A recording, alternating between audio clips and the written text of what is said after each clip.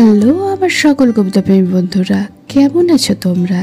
আশা করি সকলেই খুব ভালো আছো এবং সুস্থ আছো। আজ আবার চলে এসেছি তোমাদের মাঝখানে, সঙ্গে নিয়ে আমার সেই ছোট্ট কবিতার ঝুলিটি। তোমাদের ভালোবাসা এবং তোমাদের সাপোর্ট একান্ত প্রয়োজনীয়, আর ভবিষ্যতে আশা করব তোমরা এইভাবেই আমার কবিতাগুলিকে সাপোর্ট করে যাবে এবং কবিতাগুলি শুনবে। তোমাদের সকলকে অনেক অনেক ভালোবাসা জানিয়ে আজ আমি শুরু করব আমার একটি রিসাইটেল। আজকের রিসাইটেলটি হলো কবি শুভ দাশগুপ্তের লেখা শেষ রাতের স্বপ্ন। সকলের কাছে অনুরোধ রইল এটি তোমরা নিজেরাও শুনবে এবং তার সাথে সাথে তোমাদের পরিচিত বন্ধু বান্ধব আত্মীয় স্বজনদের কাছে একটু শেয়ার করে দেবে। পুনরায় তোমার দিকে এক আকাশ ভালোবাসা জানিয়ে শুরু করছি আমার রিসাইটেলটি।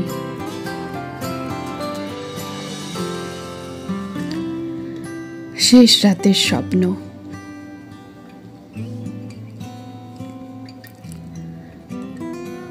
নভেম্বরের নিশুতি রাত, শীত পড়েছে জাঁকিয়ে। শহর ঘুমোচ্ছে হিমেল রাতের কম্বল মুড়ি দিয়ে। ঘুমোচ্ছে গাছপালা, পিচের পথ, ট্রাম লাইন, মন্দির, ফুটপাতের ভিখিরি। আকাশে ঘন কুয়াশার চাদর, হাওয়া দিচ্ছে মাঝে মধ্যে, ঠান্ডার বিষ মেশানো তীক্ষ্ণ হাওয়া। ঘুরের মধ্যে মেঘমালা শুনতে পেল দূরে কোথাও যেন ঘন্টা বাজছে, গম্ভীর গির্জার ঘন্টা। চরাচর নিস্তব্ধ, ঘন্টার ধ্বনি যেন ঘুমন্ত পৃথিবীর হৃদস্পন্দন। চোখের সামনে একটা বিরাট লম্বা করিডোর, বাঁদিকে রেলিং, ডান দিকে সারি সারি ঘর, সব ঘর বন্ধ। লম্বা বারান্দার একেবারে শেষ প্রান্ত থেকে ধপধপে সাদা আলকাল্লা পরা ফাদার হেঁটে আসছেন। এত দূর থেকেও ফাদারের ঠোঁটে লেগে থাকা স্মিত হাসিটুকু মেঘমালা দেখতে পেল। এটা কি কোনো অফিস? এত দীর্ঘ বারান্দা? এটা কি কোনো কলেজ? মেঘমালা নিজেকেই জিজ্ঞাসা করল। হঠাৎ বাঁদিকে নিচে মাঠের দিকে নজর গেল। তিনতলার এই দীর্ঘ বারান্দা থেকে মাথা ঝুঁকিয়ে মেঘমালা দেখল নিচের চৌকো ঘেরা মাঠে দুটো অ্যাম্বুলেন্স। এটা কি তবে কোনো হাসপাতাল? হাঁটতে হাঁটতে ফাদার সামনে চলে এসেছেন, মুখে স্মিত হাসি। ফাদার, কোথায় ডেকে আনলেন আমাকে? মেঘমালা প্রশ্ন করল। আমাকে ফলো করো, আসতে বললেন ফাদার। মেঘমালা ধীর পায়ে ফাদারের পিছু পিছু এগোতে লাগলো। ডান দিকে বন্ধ ঘরগুলো একে একে পিছিয়ে পড়ল। এগোচ্ছে তো এগোচ্ছেই, বারান্দা ফুরোচ্ছে না। বাইরে জমাট অন্ধকার রাত। ফাদার, আর কতটা? চলে এসো, প্রায় এসে গেছি। ফাদার ধীর পায়ে এসে দাঁড়ালেন মিশনারি হাসপাতালের দীর্ঘ বারান্দার শেষে। সামনের মস্ত এক দরজা বন্ধ, চতুর্দিকে শব্দহীন। দরজার ওপারে নিঃশব্দ এক লাল আলো জ্বলছে। হাত দিয়ে ফাদার দরজা খুললেন। ঝাঁঝালো একটা রাসায়নিক গন্ধ ছুটে বেরিয়ে এলো। মেঘমালা ঠায় দাঁড়িয়ে, বুকের ভেতর হাতুড়ির ঘা। ফাদার, এ কোথায় নিয়ে এলেন? ভেতরে এসো, এসো, ভয় নেই, আমি তো আছি। বড় ঘরটার ভেতরে প্রায় সবটাই নীলচে অন্ধকার।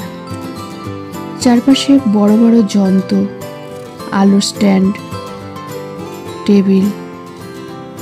টেবিলে ওষুধের বোতল। ওইদিকে দেখো, ফাদার বললেন। মেঘমালা সেদিকে তাকালো। বড় একটা অপারেশন টেবিলে আপাদ মস্তক ধপধপে সাদা পোশাকে ঢাকা এক মানুষ শুয়ে আছে, একা, নিস্তব্ধ। ঘরে কোনো শব্দ নেই।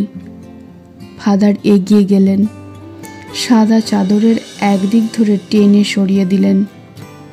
মেঘমালা ভ্রু কুঁচকে তীক্ষ্ণ চোখে দেখল। তারপর নিজের অজান্তে না না বলে বীভৎস জোরে চেঁচিয়ে উঠল। টেবিলে পলাশের মৃতদেহ, শান্ত মুখ, যেন এখুনি ঘুম ভেঙে উঠে বসবে। ফাদার বললে নত স্বরে, তোমাকে খুব বিব্রত করেছিল? না। খুব সংকটে ফেলে দিয়েছিল? না তো। তোমার কাছে ভীষণ কিছু চেয়েছিল? একবারও না। তোমায় কষ্ট দিয়েছিল? দুঃখ? একটুও না। এর কাছে তুমি কি পেয়েছো? জীবনের মানে। অনেক চেষ্টায়, অনেক চাওয়ায় পেয়েছো? না চাইতেই। মেঘমালা আর কিছু বলতে পারল না। তার চোখ ঝাপসা হয়ে গেল, পা টলতে লাগলো। ফাদার এসে পিঠে হাত রাখলেন, নম্র স্বরে বললেন, মাই ডিয়ার ডটার, কেঁদো না। পলাশ আমাকে যাবার আগে বলে গেছে। ফাদার, মেঘমালাকে বলবেন আবার দেখা হবে, আবার দেখা হবে। হয়তো অন্য কোথাও, অন্যভাবে, অন্য রূপে, তবু দেখা হবেই। একদিন দেখা করো কেমন? দুঃখীকে কষ্ট দিতে নেই, দেখা করো। হঠাৎ কোথায় কি একটা শব্দ হলো। মেঘমালার ঘুম ভেঙে গেল, গলা শুকিয়ে গেল। উঠে বসলো সে। মশারির ভেতরে পাশে তাকিয়ে দেখল অপূর্ব আশ্চর্য প্রশান্তি মুখে এঁকে ঘুমোচ্ছে। হাত বাড়িয়ে জলের গ্লাস নিল, অনেকটা জল এক নিঃশ্বাসে পান করল। আঁচল দিয়ে গলা, মুখ, কপাল ভালো করে মুছে আবার শুয়ে পড়ল।